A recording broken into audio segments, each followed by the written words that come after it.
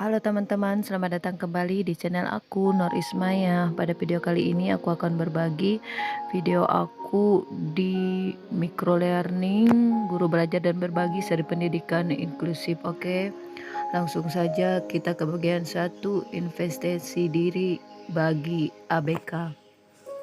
Dalam materi 1 ini terdapat beberapa unit yang kita pelajari dan silahkan kita buka satu persatu.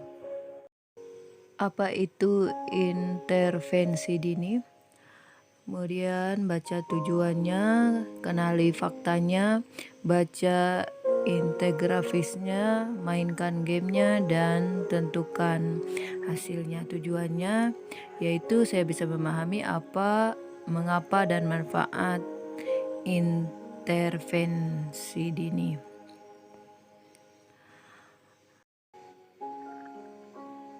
Fakta menurut data Badan Pusat Statistik tahun 2017, jumlah anak berkebutuhan khusus di Indonesia mencapai 1,6 juta. Dilansir dari laman kemendikbud.go.id, dari 1,6 juta anak berkebutuhan khusus, PBB memperkirakan bahwa paling sedikit ada 10% anak usia sekolah yang memiliki kebutuhan khusus. Kemudian lanjut, pada umumnya para ahli memfokuskan intervensi pada 5 area keterampilan. Yang pertama fisik motorik, kemudian yang kedua kognitif, yang ketiga komunikasi, yang keempat menolong diri sendiri, dan yang kelima sosial emosi.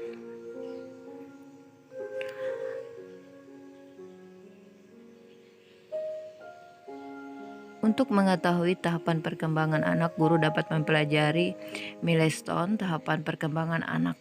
Anak yang mengalami hambatan perkembangan dapat dilihat dengan membandingkan dengan milestone anak pada umumnya.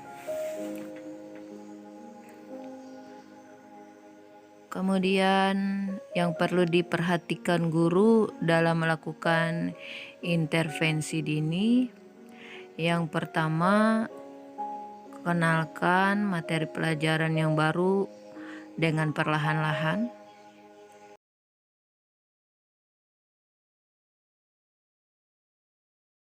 Dalam memberikan instruksi pada anak, hendaknya guru membantu anak untuk memusatkan perhatiannya terlebih dahulu pada apa yang akan disampaikan oleh guru. Kemudian keterangan yang disampaikan hendaknya diterangkan dalam bentuk yang nyata secara bertahap. Lanjut, ada kuis ya teman-teman, kita jawab kuisnya di sini.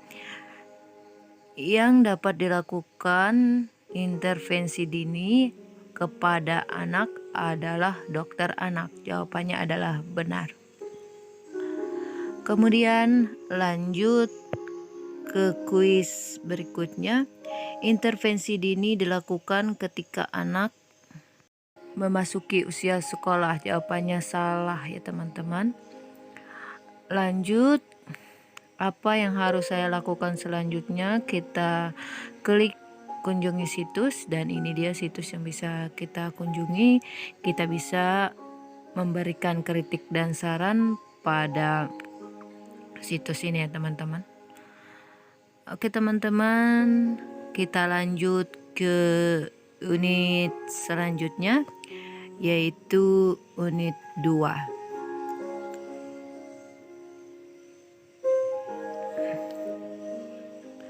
Terdapat keterampilan fisik motorik, permainan, apa yang harus kita lakukan. Yang pertama, intervensi dini keterampilan fisik motorik. Baca tujuannya, mainkan gamenya, baca infografisnya, kemudian tentukan tindak lanjutnya. Adapun tujuannya yaitu saya bisa mempraktekkan aktivitas untuk mengembangkan aspek fisik dan motorik anak. Motorik adalah perkembangan pengendalian gerak tubuh melalui kegiatan yang terkoordinir antara susunan saraf, otot, dan otak. Keterlambatan pada keterampilan motorik akan mengganggu kemampuan anak untuk mengendalikan otot lengan, kaki, dan tangan. Perkembangan motorik terdiri dari motorik halus dan motorik kasar ya teman-teman. Lanjut ke slide berikutnya, yaitu contoh hambatan perkembangan fisik dan motorik, diantaranya tidak merangkak, mengenali kesulitan dalam mengancingkan baju, kenali tali sepatu, memegang sendok, terlambat berjalan, mengalami masalah, gerak terlalu kaku, kikuk, canggung, dan tidak teratur, sulit untuk mengontrol gerak ya teman-teman. Lanjut ke slide berikutnya. Pada slide berikutnya kita ke permainan ya teman-teman. Di sini klik permainannya. Kita mencocokkan hubungan usia dengan kemampuan perkembangan anak.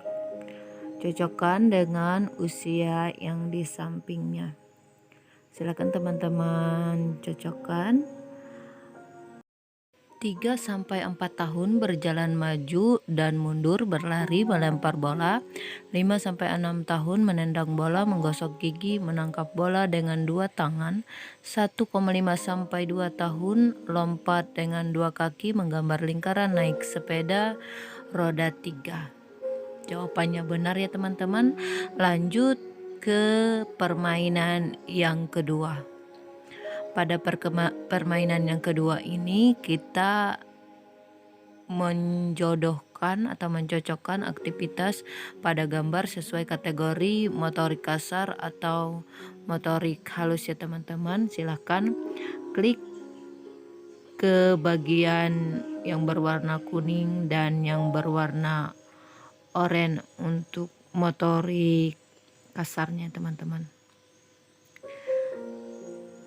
Kita cek hasilnya dan hasilnya benar semua ya.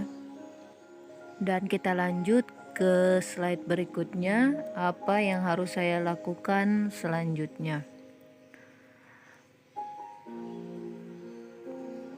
Buatlah permainan yang dapat digunakan untuk stimulasi perkembangan fisik motorik anak. Berikut contohnya ya teman-teman. Teman-teman bisa praktekkan di sekolah teman-teman masing-masing. Setelah itu kita kembali dan melanjutkan ke unit yang ketiga ya teman-teman.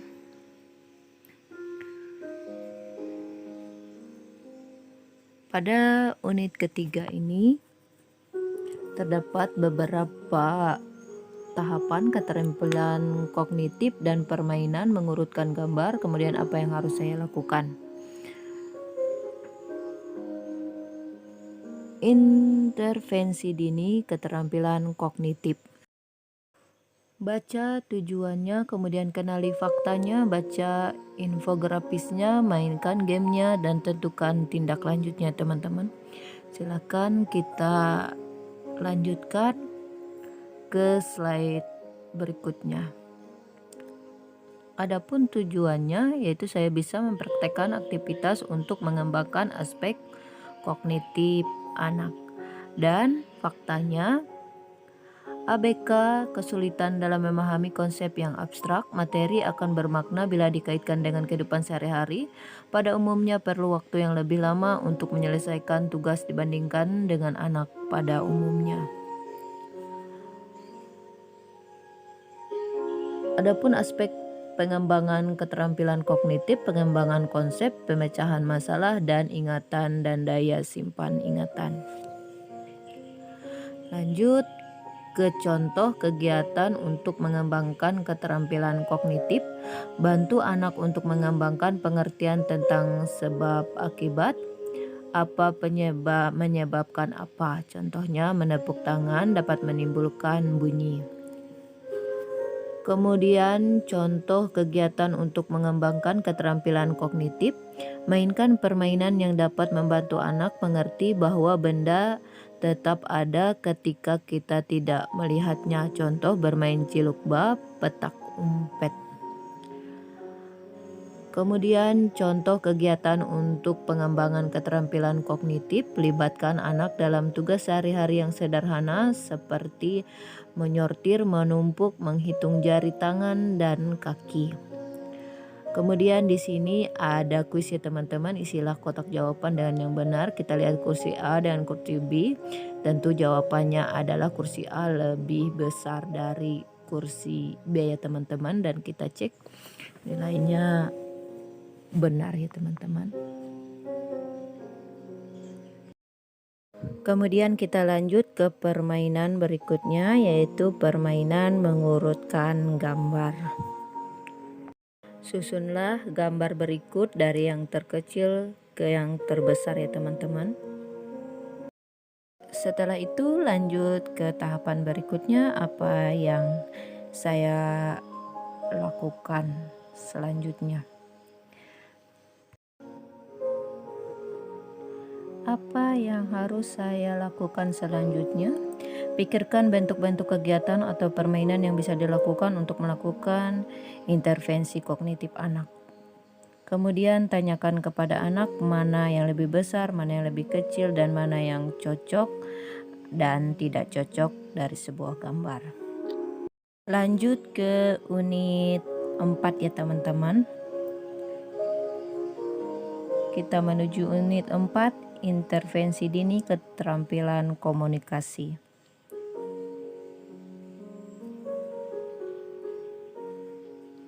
Baca tujuannya, kemudian baca infografisnya, dan kenali faktanya.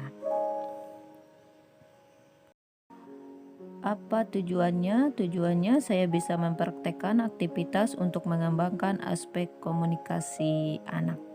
Kemudian faktanya beberapa anak yang mengalami hambatan sensori kadang diikuti dengan permasalahan komunikasi.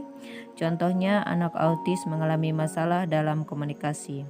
Kemudian fungsi komunikasi untuk mengekspresikan kebutuhan dan perasaan serta ide, menerima atau memberikan informasi, mengontrol lingkungan dan membangun hubungan dan keterlibatan dengan anak. Kemudian keterampilan-keterampilan yang dibutuhkan untuk perkembangan komunikasi meliputi perhatian, mendengarkan, bergantian, imitasi, bermain, perkembangan konsep, komunikasi nonverbal, dan berbicara. Perhatian akan mengembangkan kemampuan untuk berkonsentrasi pada satu tugas atau kegiatan. Mendengarkan adalah merespon atau menerima bunyi secara disengaja.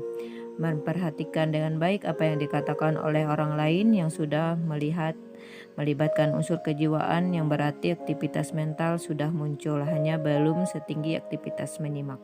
Mendengarkan berkembang ketika seseorang anak sadar terhadap sebagian besar bunyi dan mulai meresponnya.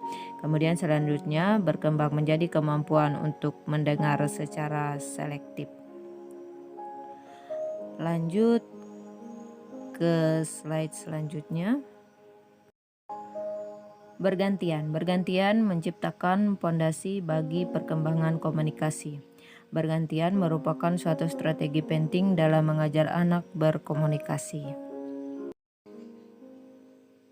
Imitasi adalah membuat model dan mendemonstrasikan respon yang diinginkan dan memotivasi anak untuk meniru. Kemampuan melakukan imitasi akan membantu anak untuk berkembang. Kemudian bermain, aktivitas yang dapat menyenangkan serta dapat menjadi sarana belajar bagi anak.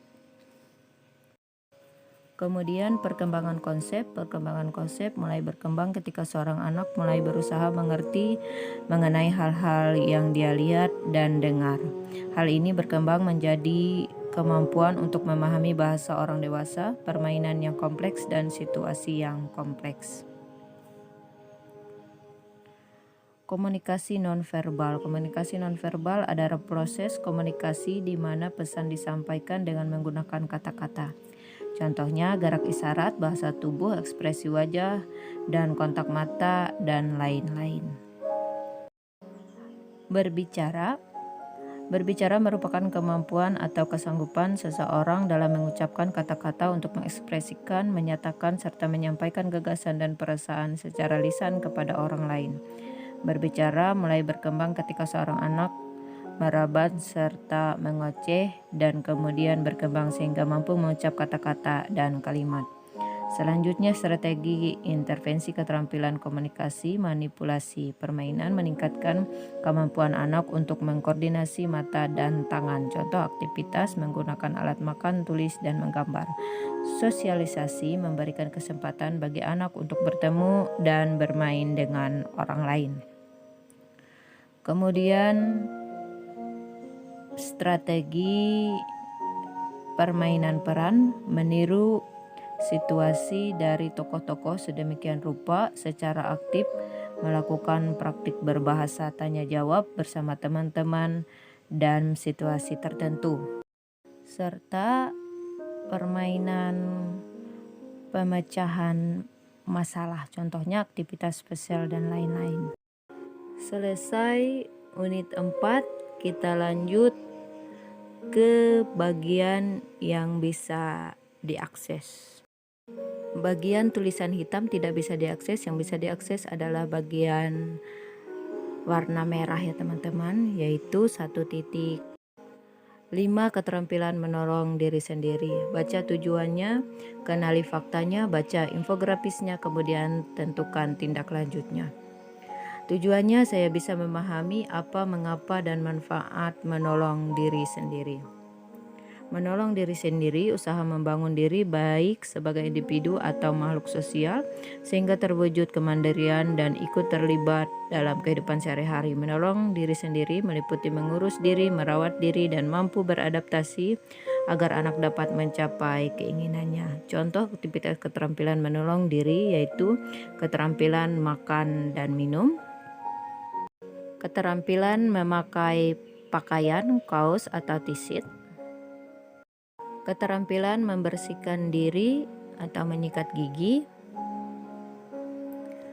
dan strategi imitasi yaitu imitasi, pembimbingan orang tua, demonstrasi, dan komunikasi sering diingatkan instruksi verbal. Panduan mengajar keterampilan menolong diri sendiri. Pastikan kesiapan anak untuk menerima latihan, kenali anak dan terimalah segala kekurangannya. Belajar dalam keadaan santai, kerjakan tanpa ragu-ragu dan lemah lembut. Bersikaplah tenang dan manis. Kemudian latihan diberikan dengan singkat dan sederhana. Beri contoh yang benar, iringilah dengan percakapan. Buatlah aturan bersama, beri pujian dan analisalah persoalan dengan cermat. Jika latihan tidak berhasil setelah cukup lama. Kemudian apa yang harus saya lakukan selanjutnya? Kunjungi situs berikut untuk inspirasi. Ini dia situsnya teman-teman. Jika sudah selesai tahap ini, bagian yang merah pada pembelajaran, maka kita telah menyelesaikan materi yang pertama tentang intervensi dini bagi ABK. Oke teman-teman, demikian dapat aku sampaikan pada video kali ini, microlearning tahap pertama. Semoga bermanfaat bagi teman-teman. Tetap semangat dalam mengikuti Guru Belajar dan Berbagi seri pendidikan inklusif tahap microlearning. Jangan lupa like, comment, and subscribe ya teman-teman. Terima kasih.